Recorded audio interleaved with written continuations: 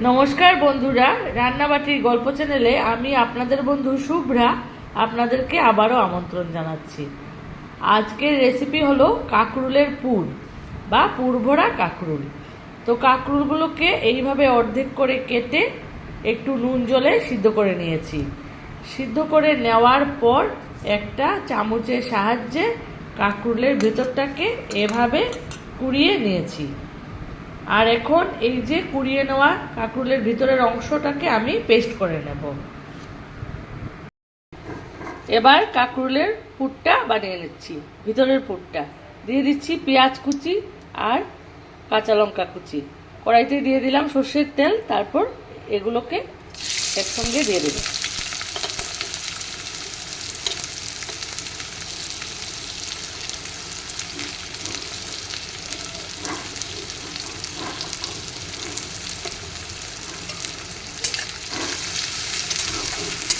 এগুলোকে দিয়ে একটু ভেজে নেব।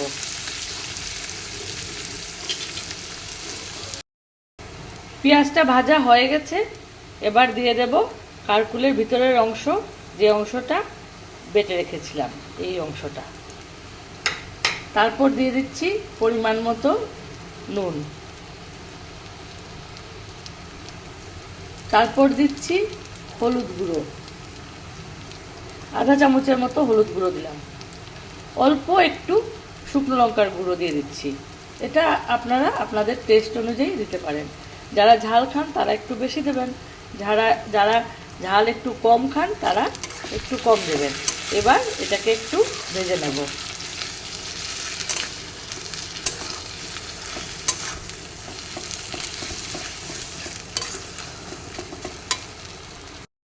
অল্প একটু কষিয়ে দিলাম, তারপর দিয়ে দিচ্ছি আধা চামচ আদা পেস্ট, আধা চামচ রসুন পেস্ট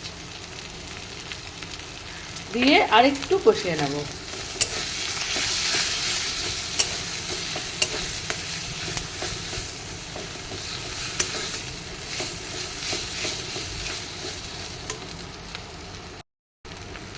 এবার দিয়ে দিচ্ছি সর্ষে বাটা, এই 3 চামচের মতো সর্ষে বাটা দিয়ে দিচ্ছি, দিয়ে আরেকটু ভালো করে কষিয়ে নেব।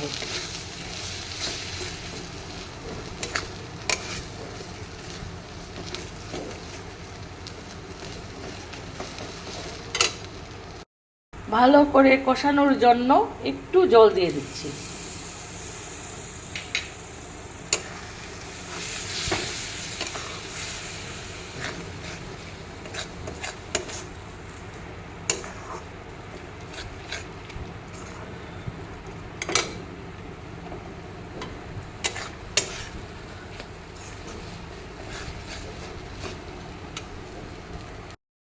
এই দেখুন বন্ধুরা, কাঁকরুলের ভেতরে পুরটা তৈরি হয়ে গেছে। এবার নামিয়ে ঠান্ডা করে নেব।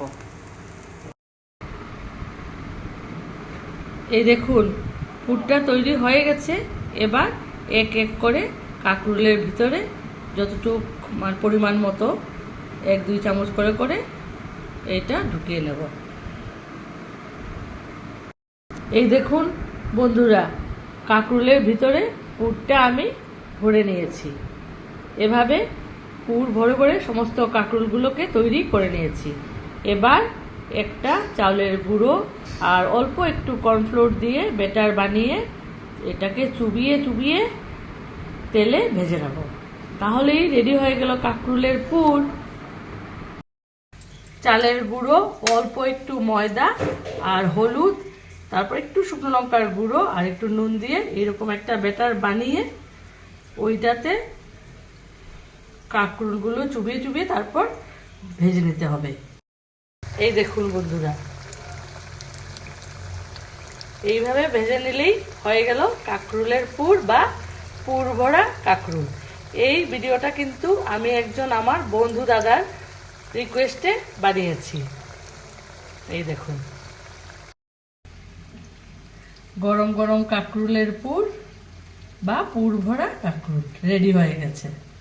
এভাবে বানিয়ে খেয়ে দেখবেন বন্ধুরা, আর ভালো লাগলে অবশ্যই লাইক শেয়ার কমেন্ট করে আমার সঙ্গে থাকবেন।